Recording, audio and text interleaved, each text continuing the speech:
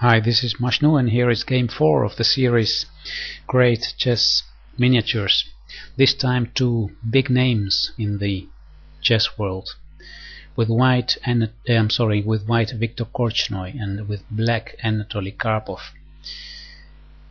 The game was played during the candidates final in round 21. That was in 1974. And this game was won by Viktor Korchnoi in only 19 moves. So let's have a look at the game. Korchnoi started with d4, knight f6, knight f3, e6, g3, b6, so both players play a fianchetto, and c4, and this is the Queen's Indian defense that black is playing. Knight to c3, castle kingside, queen to c2, and now c5. In the Queen's Indian defense we see this a lot, this c5 or d5 moves. That's the b6 and e6, let's say, are preparations for this type of moves. So c5 to have influence in the center. Now white decides to advance his pawn with d5, and black takes, e takes d5. Now here white doesn't retake immediately, but he plays knight to g5. So this pawn right here is actually pinned now because the bishop on b7 is undefended. So this pawn cannot advance, cannot take on c4. And this knight on g5 is already looking at h7. Right now h7 is sufficiently defended, but it could be an idea later in the game. Knight to c6 was played, and now knight takes d5. The knight on f6 cannot take on d5 because of queen takes h7, checkmate.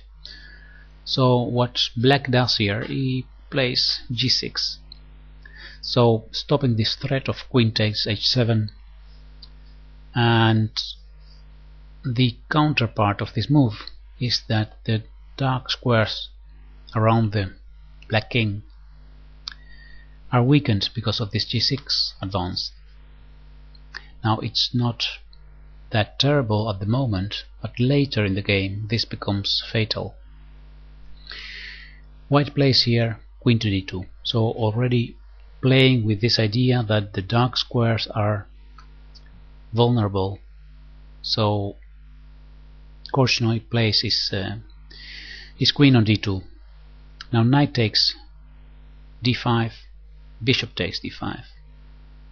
Here the position of white starts improving in the sense that his light pieces are very well working together, and the dark squares, as I said, are weak for black. And it is in this position that Anatoly Karpov made a serious mistake.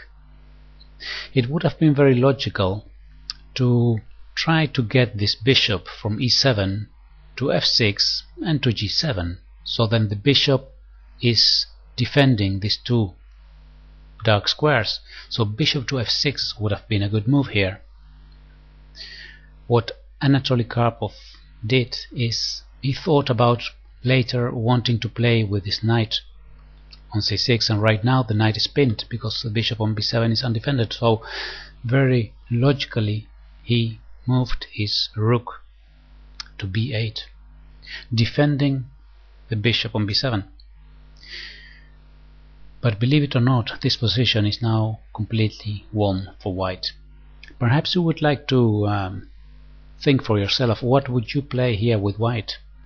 Pause the video if you want to have a look for yourself. I'll continue the explanation in a few seconds. Alright, so the next move is knight takes h7. The knight cannot be taken because of queen to h6 checkmate. If king takes h7, queen h6 checkmate. The rook is attacked on f8, so the rook moves to e8.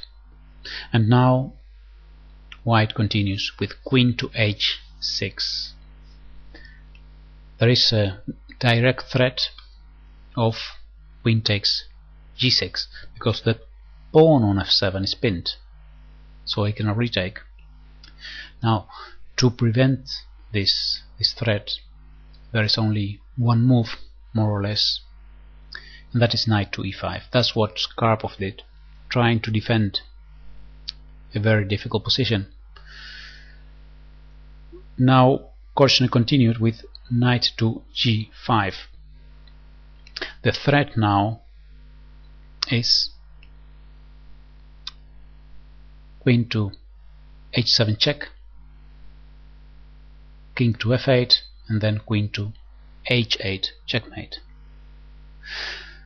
So constantly there are threats, constantly there is pressure against the black king. And what Karpov played here is bishop takes g5. So this threat is stopped, and also that's it, this threat is stopped here, and white replied bishop takes g5. Here black continued with queen takes g5.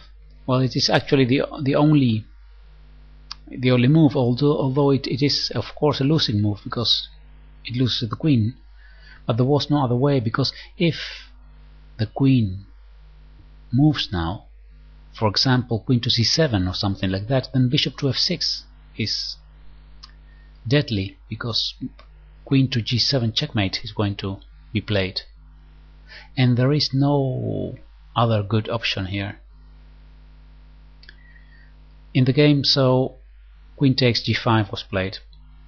There is a little trick behind this move. After queen takes g5, bishop takes d5. Of course white must not retake, because if c takes d5 there is knight f3 check and this pawn is pinned, so black would regain the queen with an extra piece. But of course this is just a trick that was seen by white, so white simply here castled kingside, and after bishop takes c4 he played f4, and now it was enough and Karpov resigned. So a very dynamic play and beautiful attack by Korchnoi in a position that, let me return to that point here, after bishop takes d5, position that actually seems to be easy to hold if black would play the necessary move bishop to f6.